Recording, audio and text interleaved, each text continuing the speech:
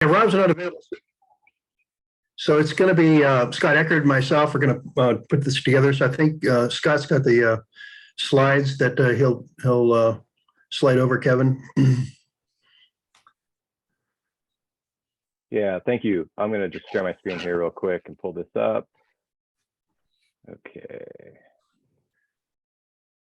And we're going to, just to let everybody know, we're going to tag team this. Well, probably 30 minutes or so, hopefully give us about 8 or 10 minutes for comments toward the end. Hey, Scott, real quick. Could you introduce yourselves and explain who you are for our guests on this meeting?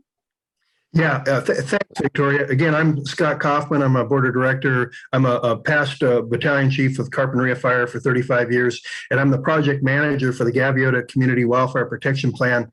It's a $196,000 grant that was put together for the Gaviota coast, and we'll kind of define what that is. Scott, you want to introduce yourself? Sure, yeah, thanks. Scott Eckardt. I'm a forester and fire protection planner with Dudek. Our firm was engaged by the Fire Safe Council to draft the Cwpp that we're going to be talking about today. Scott, just confirming everyone can see the full screen there and not the notes page. Does it look good? I think we're good. Okay, great. Thank you. So Scott, I don't know if you want to kick things off or I can jump right in. Yeah, well, you know, it's kind of interesting. We the Gaviota Coast, the community plan came out, gosh, and it was over a decade ago when it was the thoughts and all that. And part of that was Doreen Farr in that plan had a component that required the Cwpp for Gaviota, and then Joan Hartman, the Honorable Joan Hartman, she's gone with it as well, and that really kicked it off. We were not really getting much traction up to that point, and then we had a steering committee of the Gaviota Neighbors Group, and we were working on this actually for about 2 years, and then after that point, and we did get the grant for $196,000, and really had a lot of upswelling of support from the Gaviota community.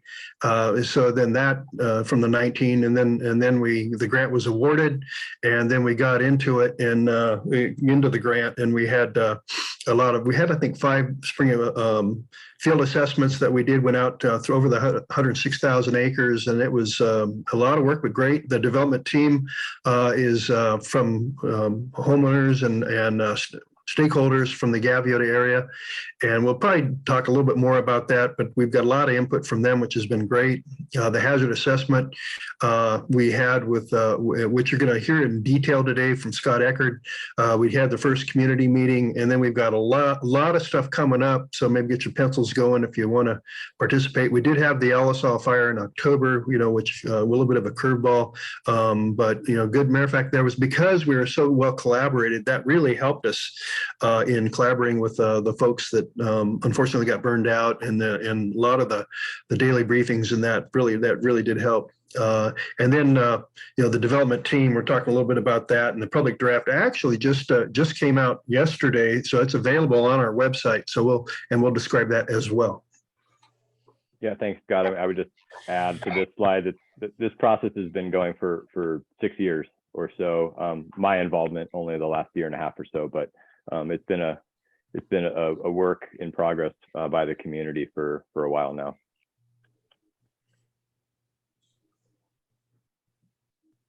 So Scott, I can cover this one if you want. So Scott mentioned the development. Yeah, Scott mentioned the development team, and we've been working closely with the development team members over the last, you know, year and a half or so, in both field assessments and gaining their feedback, and then working on the draft document itself. And all the folks, I can just say, at least from my perspective, I really appreciate everyone's time that they put into contributing to this process.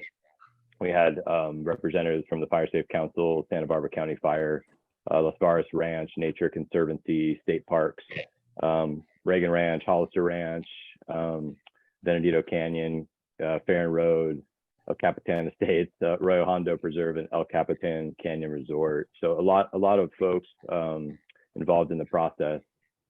And then on the agency side, we also had input and feedback from all the agencies represented here on this slide.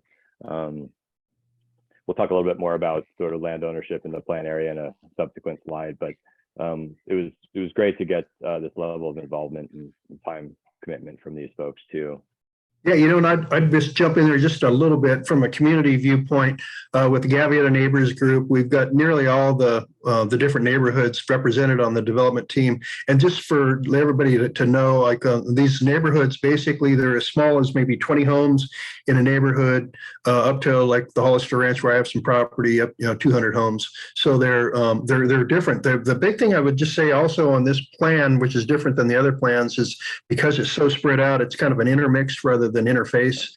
A lot of times these plans deal with interface of communities that are right up against the forest or whatever. And this one, they're mostly ranches that are spread out. So it's more of an intermix. So it's a little bit of a different flavor, if you will, for a community wildfire protection plan than we've had in the past.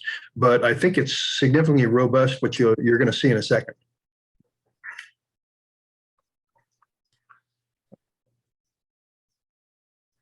Great, thanks, Scott. There was quite a few meetings held during the course of drafting the draft Cwpp. We had 4 meetings with the development team over the last approximately last year, 13 months. Meeting with the agencies, and then we had 5 field assessment days, if you will, but those also included sort of in the field meetings with community members and agency representatives. So quite a lot of effort was spent in meeting with stakeholders throughout the process.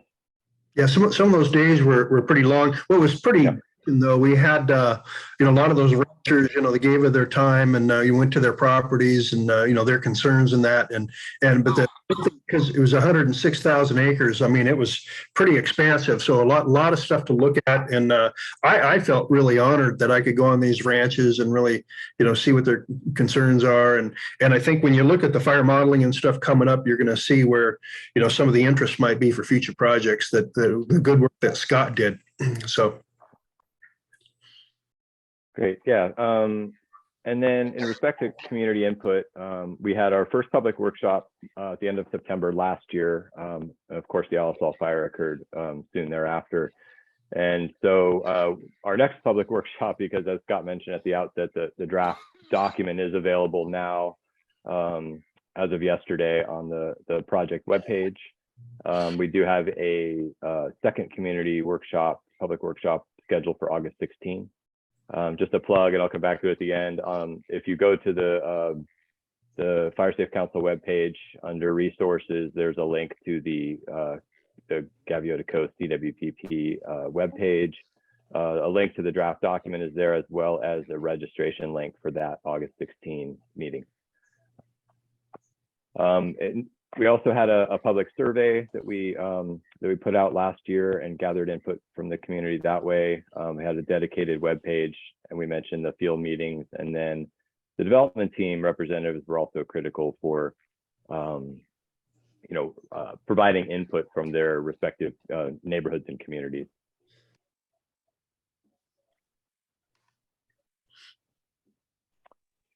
So just maybe these are a few slides here on maybe a refresher or a high-level summary of what a Cwpp is for those folks on the call here in the meeting that aren't familiar. So Cwpp is a plan for a community that's at risk of wildfire. It's intended to be developed collaboratively. It identifies and prioritizes areas for hazardous fuel reduction, and it recommends measures to reduce structural ignitability. And I just kind of jump in here. And again, it's a little bit different than the RWW MP. It's a point in time document, but it is alive and living. And the big thing on this, this, I think what you're seeing here, the minimums you have to have on a Cwpp with the fuels reduction, the collaboration, and then the structural ignitability of structures. But this project you're going to see in a little bit, it goes well beyond that. And again, the one thing like with the Goleta Eastern, the plan that they had, and this one, it's just been refined so much over the last year or two, matter of fact, 10 years, that the CWPPs in Santa Barbara County are very robust. The other thing, you're going to see quite a few other things, that are included in this CWPP.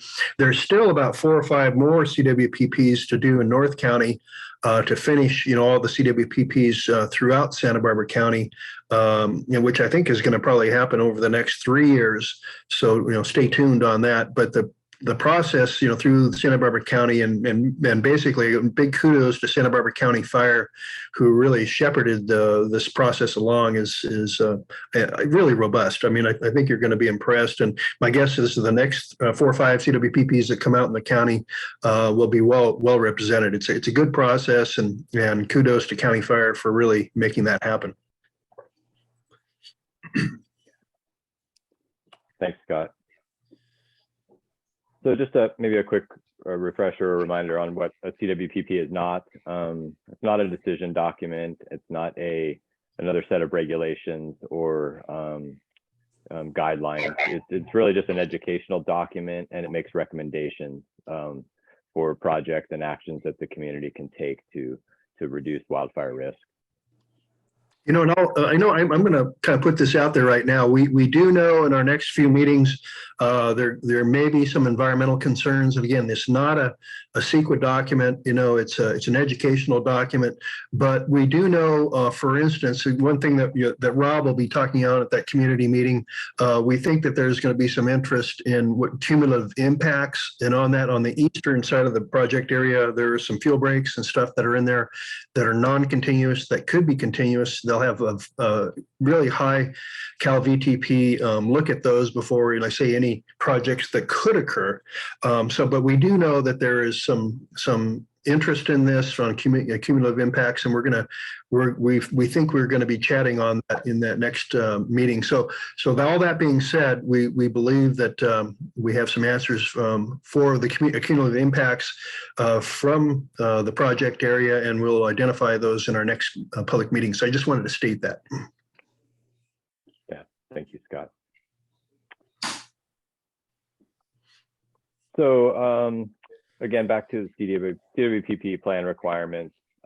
These are just, as Scott mentioned, the minimum requirements for the plan, but regional collaboration, as we mentioned, developed a prioritized list of fuels reduction projects and strategies to reduce structural ignitability. The plan is approved at the local government level from the Board of Supervisors, and at the local and state fire agency level, so Santa Barbara County Fire and Cal Fire.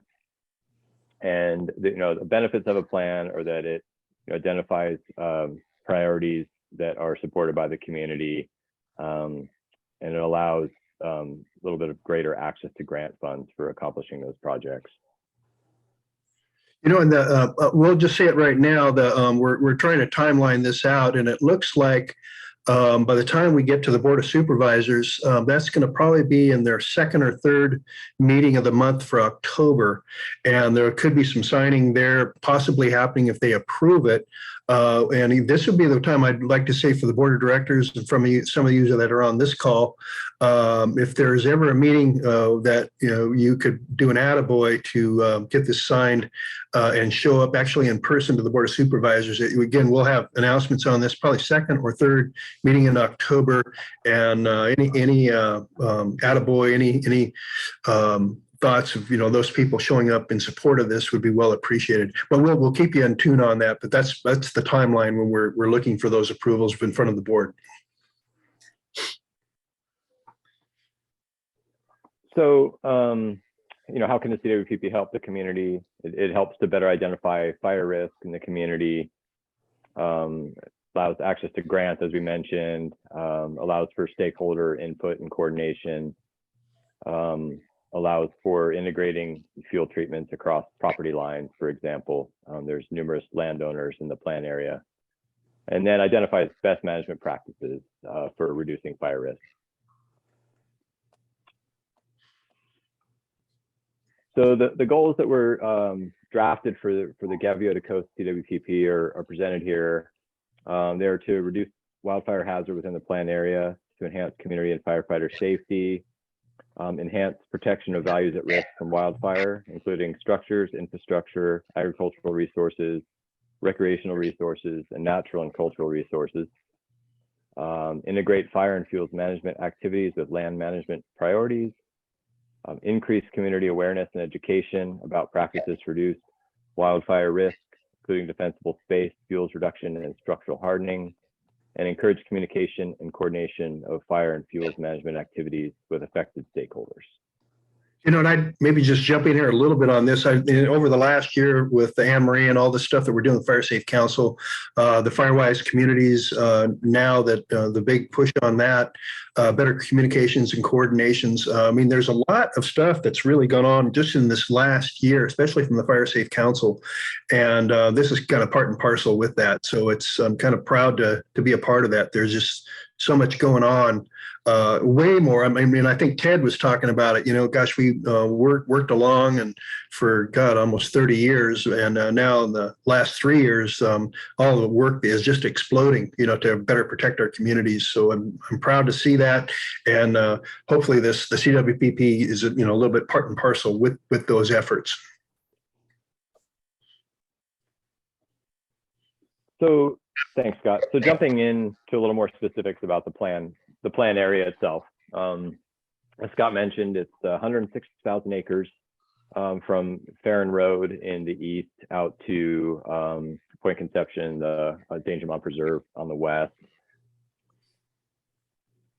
Yeah, you know, the one thing on that is when you look at that, again, all the way the Danger Mountain Preserve to Farron Road, the one thing on the top, so those that are familiar with the GAV plan, it's the same as the GAV plan, but we wanted to make sure in totality that we captured the Camino Cielo field break. So it's whatever it is, maybe 30 or 60 acres above what the GAV plan is to include the field break in case, every work was done on that. We wanted to make sure it was in the area.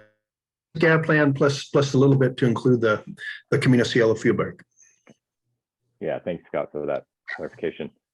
So in terms of land ownership across the plan area, a little over half of the land is privately owned, with other large ownerships. The Nature Conservancy about 23%, Forest Service about 17%, state parks about 5%, and then smaller percentages of ownership by Santa Barbara County, Land Trust for Santa Barbara County, the Wildlife Conservation Board, State Lands Commission, and the U.S. Coast Guard. And you can see the map here, kind of representing those land ownership. So the Wildland Urban Interface, we actually mapped this a little more specifically for the project. The existing CAL FIRE and other publicly available data sets didn't really actually accurately capture the location of structures and the distribution of those structures in the plan area. So worked with Santa Barbara County Fire and their GIS folks and kind of did a further analysis on this. So when we looked at structures and we looked at the space within 100 feet of those structures, the typical defensible space distance, that area encompasses a little over 1,000 acres. And if you look at that area within 300 feet, about 3,400 acres. And if you look at the area within 1.5 miles, it's almost the entire plan area. And Scott mentioned sort of the distribution of structures in the plan area is pretty dispersed and more of a wildland urban intermix condition than a true or traditional interface. In terms of vegetation type distribution, it's predominantly shrub based, and that's primarily chaparral and coastal sage scrub. That's represented by the yellow color on the map, but a pretty high percentage of grassland and woodland. As you can see on the map here, the shrubland communities, at least the chaparral communities, are concentrated almost exclusively on the eastern part of the plan area, eastern half. Fire history for the plan area between 1916 and 2021, there have been 36 fires those have ranged in size from 9 acres to 79,000 acres. And of course, more recent large fires are the 2016 Sherpa fire, which burned about 7,500 acres. The 2017 Whittier fire, which burned not entirely within the plan area, but in its entirety burned about 18,400 acres. And then of course, the Alisal fire from last year that burned almost entirely in the plan area, about 17,000 acres. Also on this map, which one thing to note are the small red triangles are mapped ignition points that the county fire collects. And we'll talk a little bit about that, I think, in the next slide, but important to maybe look at the pattern of those ignition points, very, in many cases, tightly aligned with the road network through the plan area. We also looked at the ignition history for the plan area, and this is ignitions between 2007 and 2020. There have been 199 ignitions, either within the plan area or within 2 miles of the plan area. The highest percentage of those is, well, outside of undetermined sources are vehicles. So that links back to the points we saw on the previous map. Undetermined is the highest percentage, and those are typically fires that are human caused, but no definitive cause has been assigned at that point. And then, of course, the Alisal fire happened during the development of the Cwpp last fall. As I mentioned, it burned almost 17,000 acres. And so that affected a little bit of our analysis and also the drafting of the plan.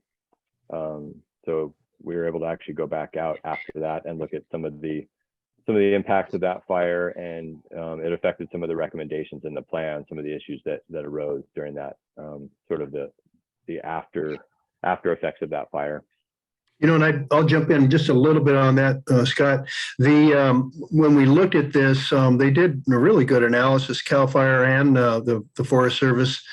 And so the debris flow components, you know, which similar, you know, sadly to Montecito, the areas where we're looking at, well, that really had high burn rates and where they could really get a lot of debris flow. We're not out of the woods yet. We still have a few more years to be worried about that. And that's mainly Arroyo Hondo area, Arroyo Camada, and Refugio, a little bit with El Capitan as well. But those are the areas that we really saw the burn scar where debris flows continue to be potentially a problem probably the next 3-4 years. So good analysis by CAL FIRE and the Forest Service. Thanks. So another one of the tasks we completed for the project was modeling wildfire hazard for the plan area, and we did that using some fire behavior modeling tools, specifically the Interagency Fuel Treatment Decision Support System tool, FLAM map, and then we looked at some suppression difficulty data sets. We looked at what's called integrated hazard, and we'll look at some slides on that here in the next few slides here. But the integrated hazard output from that modeling effort is a combination of burn probability, fire likelihood or burn probability, and fire intensity, which is represented by flame length.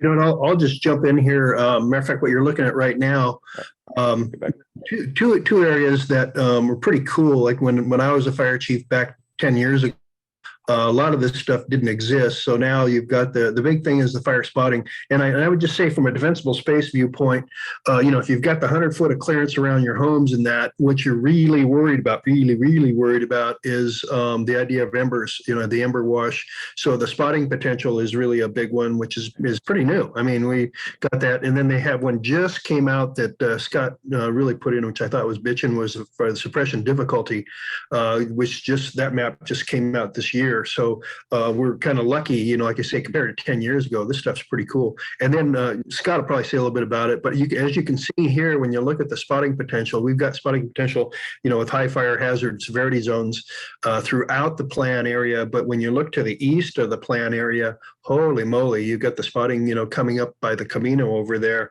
coming down into those communities. So, I mean, that's something that really got my attention. So when we look at future projects and stuff, you know, we're going to be looking at that, I think, carefully. So this was pretty cool thing. Didn't have this 5-10 years ago, but it's bitching to see now. I mean, it really tells a story. So it's good.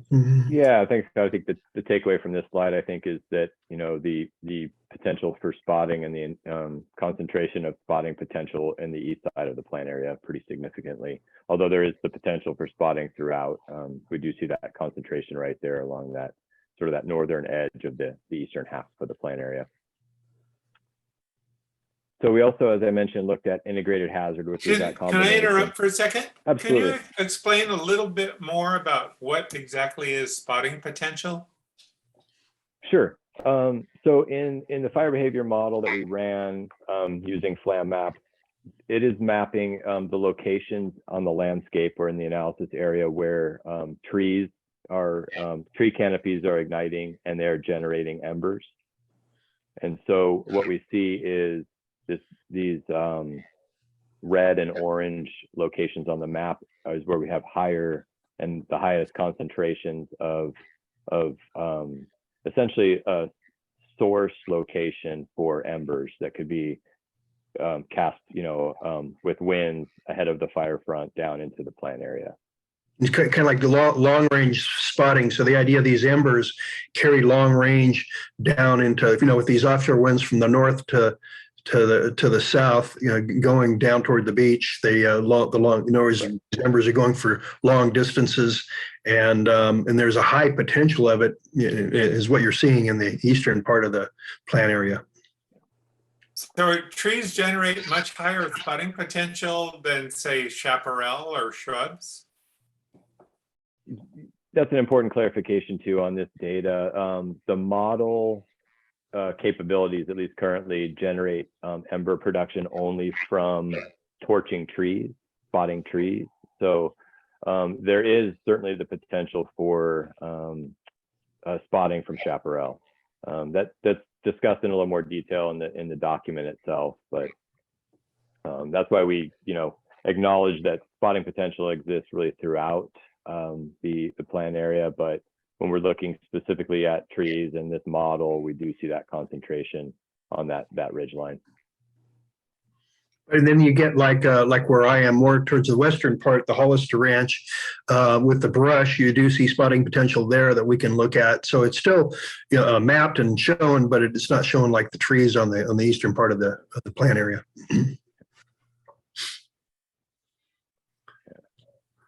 Okay.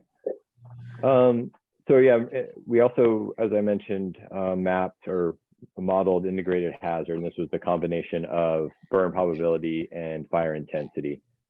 And so what we saw on this analysis was, again, sort of a higher concentration of higher hazard rankings in the eastern part of the plant area. You know, primarily east of where the, you know, Highway 101 cuts north.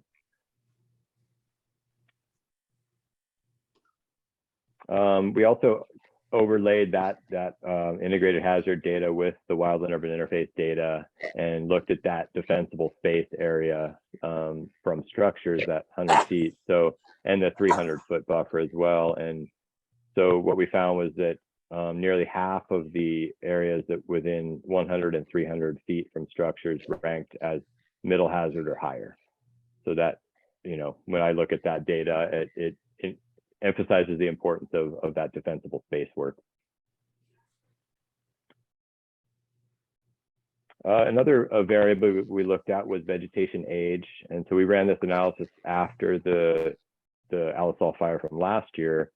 And what we wanted to look at was sort of the relative flammability and fire intensity from essentially chaparral and sage scrub vegetation. So Chaparral will burn, but it will burn less intensely when it's 30 years and younger. So this allowed us to look at, to essentially extract out that younger, those younger age classes of vegetation, which reduce, I guess, the block of land you see there that's covered by the Alisal Fire, Sherpa Fire, and Whittier Fire is all very young chaparral, which leaves us some more decadent stands in the far eastern part of the plan area and a little bit in the central portion. So, I'll jump in on that a little bit. So again, when I was a chief back when, we were thinking 20-year-old field classes, and if they're older than that, they're really going to rip because you get a lot of decadent dead fuels in the brush.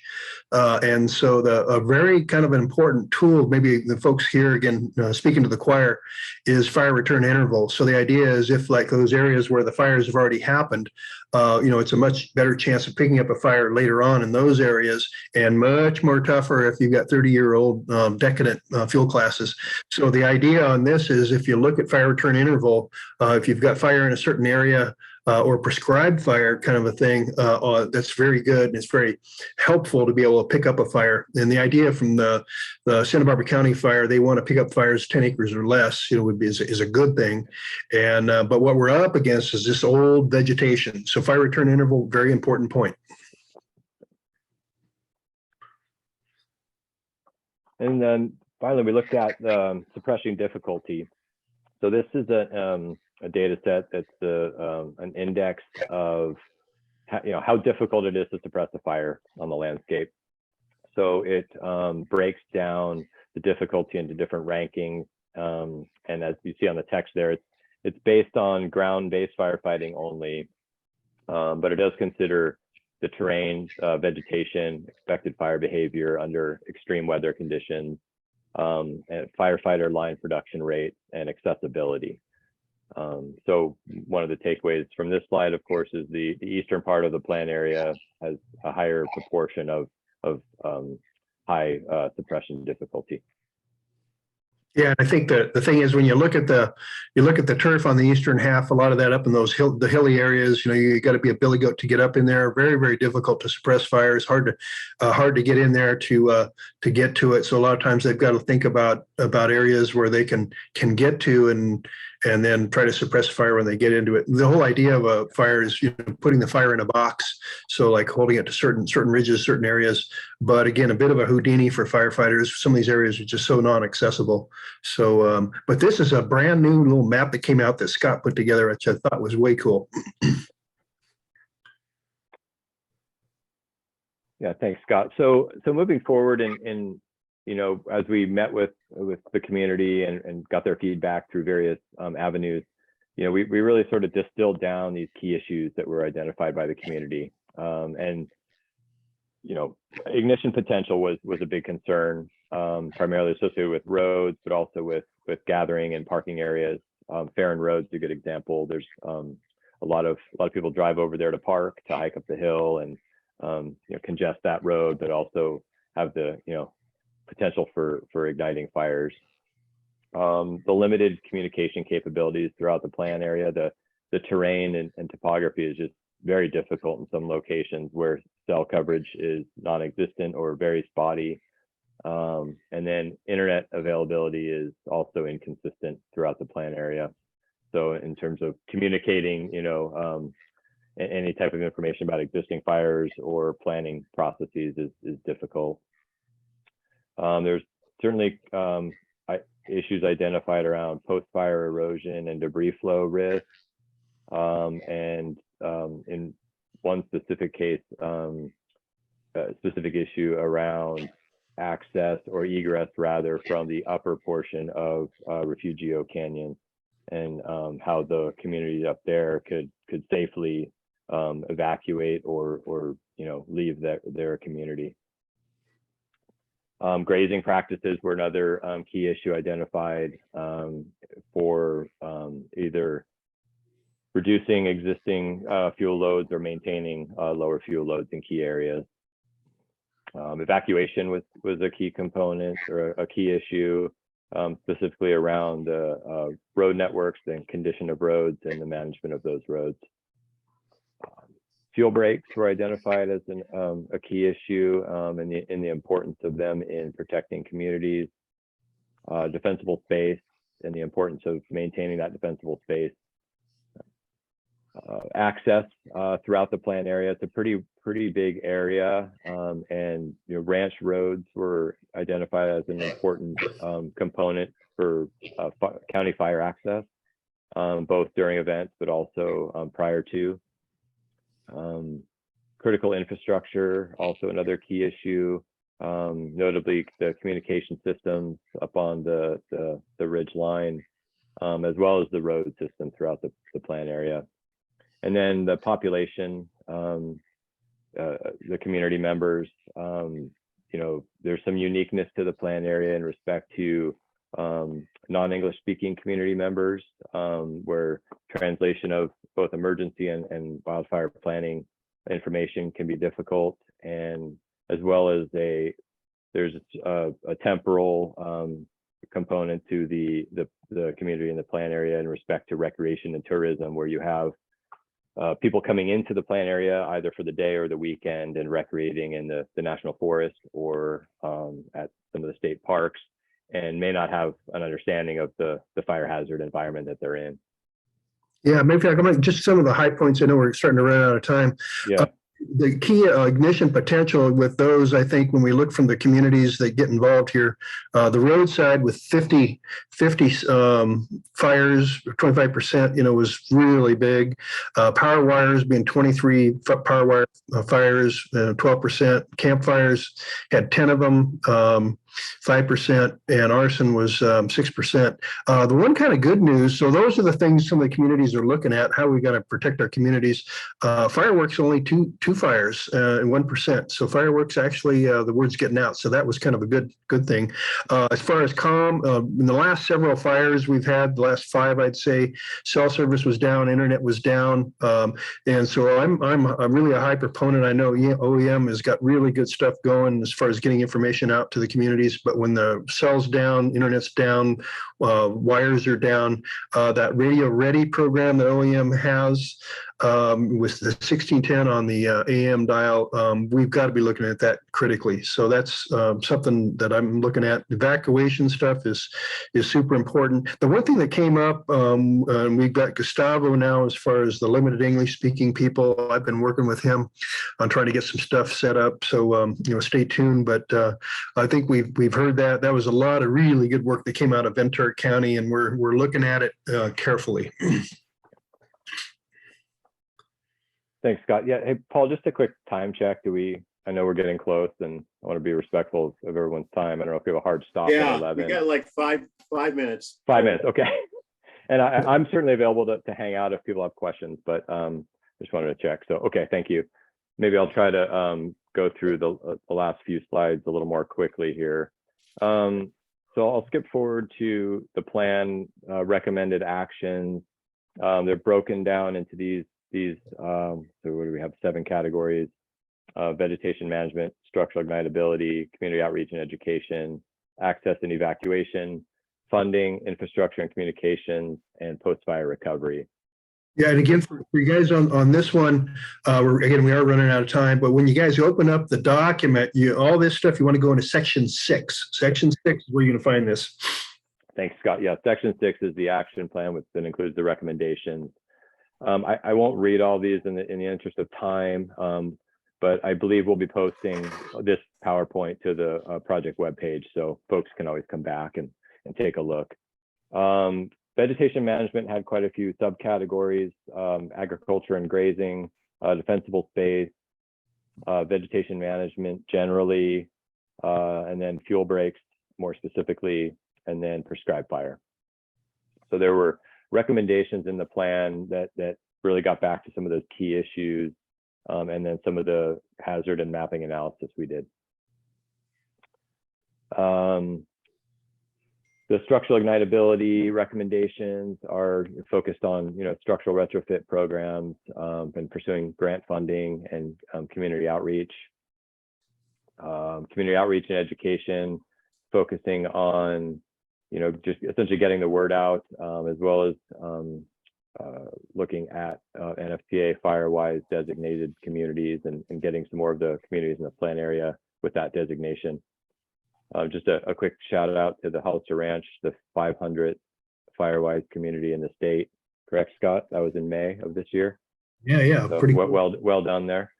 Yeah. And then recommendations related to access and evacuation, primarily on road condition I improvements. think we only got a minute or like two that. left. So why don't we go to the community of the events coming up? Yeah, thanks. And folks can look at this at their leisure. So Yeah, thanks. okay. So this is the last slide we have. Yeah. So schedule looking forward. As I mentioned, the draft documents available on the project webpage. We have a meeting on August 16th. That's a Zoom meeting. And then we also have follow-up meetings in September. We have an in-person on September 17th, and then that essentially that same meeting a few days later via Zoom, so folks can And again, attend. For those that are interested, the 17th meeting, we're going to hopefully hold it at El Capitan Resort, where we've had other meetings, and I'm still getting the final okay on that, hopefully. So that's in person, the idea development team, people in the area and all that, everybody kind of show up, and we'll have a little feed going. And then if you can't make it to that, we're going to have the final public hearing, which is going to be the 20th in Zoom. So if people can't make the person meeting or feel uncomfortable, they can go to the Zoom meeting.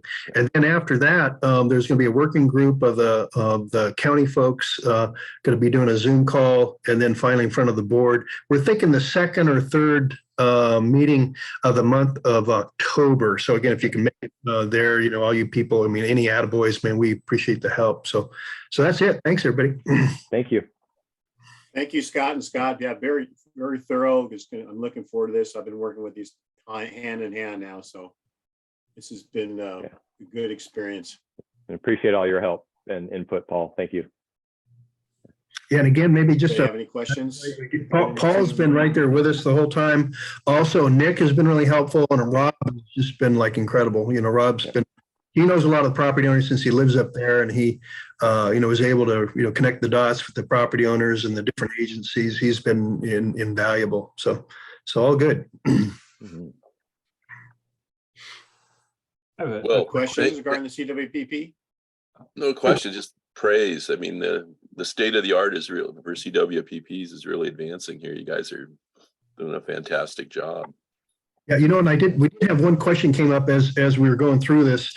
The chipping, of course, which is available to those folks in Gaviota and the whole South Coast, that chipping contract is going to come up January of the 2023, and it goes through March of 2026. So some of the different community members here are wondering when that's happening. Those are the dates, and we'll be, like I say, coming up with contracts and stuff to get it out to the communities. So that's real encouraging. Kevin, you had your hand Thank up. you, Scott. Yeah. Thanks for this presentation, Scott and Scott. Really, really well done. I agree. A lot of cool stuff. I'm interested in the data that was collected and created. Is that stored kind of locally on Dudek servers, or is that shareable, or would that be something that interested parties could have access to? Specifically for like the RWMP work that we're doing now too. Sure. At the moment, it's stored on our servers, but the way I view it is it's the Fire Safe Council's data. So I can make that available to you, County Fire, whatever the best avenue is. And what I'm thinking on that is, like Scott, when we get it all done, I'm just kind of thinking out loud here, but basically go to County Fire, Kevin, and then Matt Marshal over there, in Solvang, he would probably be the keeper of the key. And then if we needed to pull any of this kind of stuff up for future use, we get it through Rob and through Matt Marsh at the GIS guys for the county. Yeah, that sounds like a good plan. Any other questions or comments?